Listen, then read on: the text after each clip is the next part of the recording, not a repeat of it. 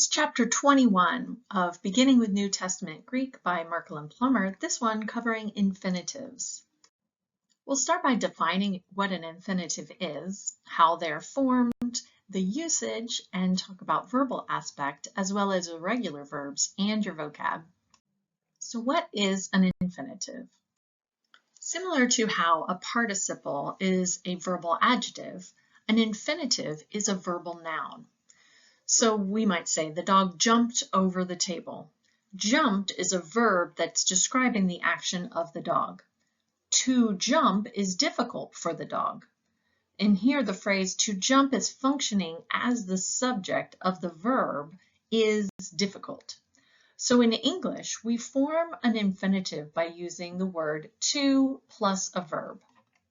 If you've ever learned any other languages, you might have noticed that when you learn a verb, you learn it typically in its infinitive form. In Greek, we learn using the present tense in the first person, but an infinitive has aspect. It can be perfective, imperfective, or stative, as well as voice. It can be active, middle, or passive. It can take a direct object, or it can be modified by an adverb. And instead of being negated by oo or ook, it's negated by may, just like our other non-indicative mood verbs. The subject of an infinitive is often in the accusative case rather than in the nominative case. So here you see the Son of Man must suffer many things. So here suffer is in the infinitive, and the Son of Man is not in the nominative, but in the accusative. As a noun, an infinitive can also take an article, and these will always be neuter and singular in the to, and to. It can have a variety of case functions, and it can also occur after a preposition. Infinitives following preposition are always articular, meaning they always have an article. The word infinitive comes from the word infinite, meaning that the form is not limited to a particular person or number. A finite verb is limited in this respect, and thus you have the many different endings that go along with finite verbs to include the person and number. So with infinitives, because there is no distinct person or number, we only have one form. So let's take a look at how it's formed. Present infinitives can come as active or middle passive. Lu ein is your active, and the translation here is to be loosing or to loose. To be is giving it that active continuation happening at the present time. In the middle passive, we have lu esthai, to be loosed, and that is your middle, or that is your passive translation. A middle translation might be to be involved in loosing, or to be for loosing oneself. Aorist infinitives will look like this. In the active, you'll have loosai, to loose. In the middle, loosasthai, to loose oneself. And in the passive, luthenai, to be loosed. And notice that the aorist forms do not have an augment because they are not indicating past tense. The infinitive doesn't have the time reference.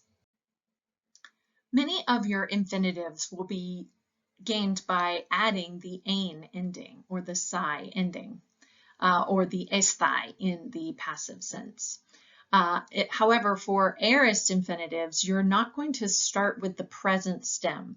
So if you have a second aorist and it's going into the infinitive, you're going to find that it utilizes the second aorist stem. So for some of those, that is a little different than what you are used to seeing in the present. So take note of these variations of potential stem changes in the aorist. There are perfect infinitives, however, they occur very infrequently in the New Testament, so most professors are not going to be having you worry about those paradigms.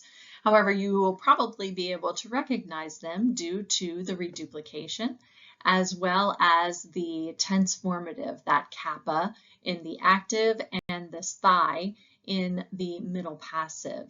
And note that these do not have any connecting vowel. While there may be only a few ways that the infinitive is formed, there are many different usages. First and most commonly is the complementary infinitive. This is an infinitive that completes the idea of another verb. These are such as archomai, boulamai, dokemai, dunamai, thelo, melo. These are words that really need something to help them to be understood. So we want to see. You can't say we want or we wish. Because you have to have something to go along with that. So here we want to see that Idain is completing the thought of what we want. Next, infinitives can serve to indicate the purpose for an action. So the purpose clause, these are three different constructions. This can be with the infinitive alone, the infinitive with a to, or an infinitive with eis to. Porevomai, I am going. I am going to prepare a place for you. The reason I'm going is for the purpose of preparing a place for you. And here are some more examples of a purpose clause. The sower went out in order to sow. Here you see the to being used.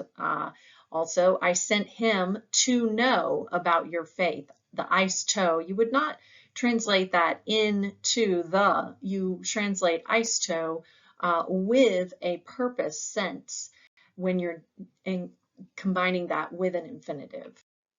Another use as a result clause. This typically occurs after the word hosta, so that, and less commonly after eis to. But the difference between a purpose clause and a result clause is that a purpose clause is the intended result, whereas a result clause is the actual result.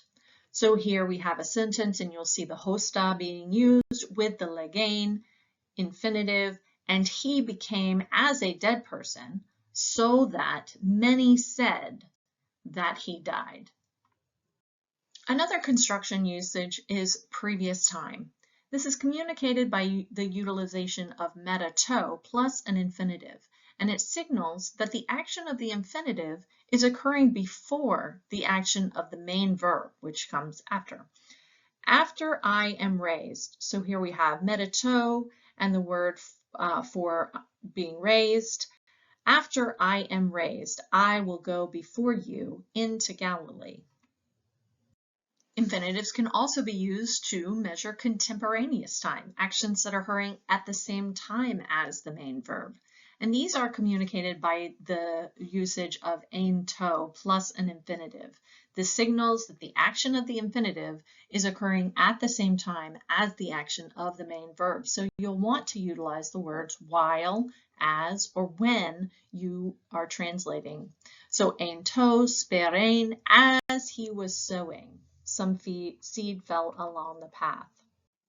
Infinitives can also be used to indicate subsequent time, and this is communicated by a prato or prin in the feminine plus an infinitive, and this is signaling that the action of the infinitive occurs after the action of the main verb, which comes before. So prato, before Philip called you, I saw you. The infinitive can also indicate cause. Communicated by dia to, plus the infinitive, this construction expresses the reason for the action of the main verb, and it answers the question why. And you will want to use the words because, since, or for in your translation. For instance, here we have dia to me ekin. They withered because they had no root. And lastly, you can also have a substantival use. And this is where it's functioning more like a noun, either as the subject or the object of a sentence. So for me, to live is Christ and to die is gain. These are both infinitives. Now let's talk a little bit about verbal aspect. Like other non-indicative verbs, infinitives don't convey the time of the action, so they don't have a tense in that manner in the English sense. However, there are various tense forms of the infinitive. So you'll have a present infinitive or an aorist infinitive, and these are not exactly conveying the author's portrayal of the time something happened. rather the aspect of the verb's action. And this is difficult to bring out in the nuance of the English, so there's usually no real difference in an English translation between a present or an aorist infinitive. Although it is important to look at what kind of infinitive an author has chosen to use. In the present tense, the action may have been a process of or being something that was continued on. Dedeskin may have been to be teaching as a process or something that was customarily done.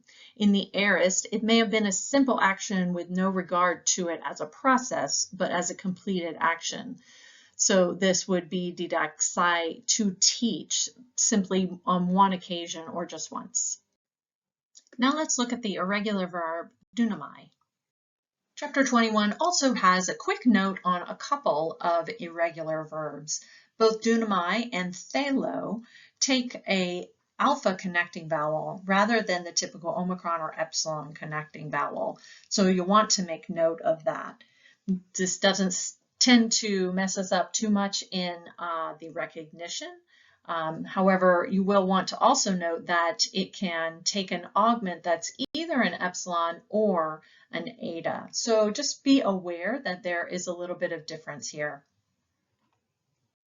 And lastly, let's take a look at your vocab. For vocab, we'll start with some verbs. Dekomai, I take, receive, welcome. This is a word of reciprocity, so you need two parties to welcome. So this is a middle-only verb. Dika'ao, I declare, righteous or justify. Logizomai, I consider, reckon. We get our word for theology, apologetics. Stara'o, I crucify. And on, this is a particle indefinite, and this is often left untranslated, but will be telltale sign that we're about to have a subjunctive.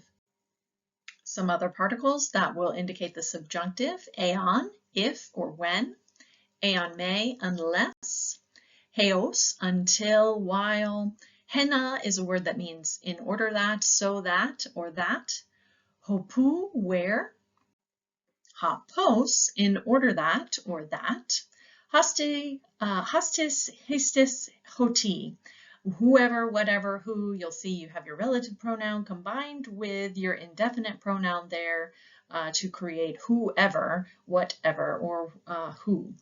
Hatan, whenever or when. This is hote plus on. And hote is when. And pu is just a little word that means where. So these are your words that you'll be utilizing when we get into the subjunctive in the next chapter.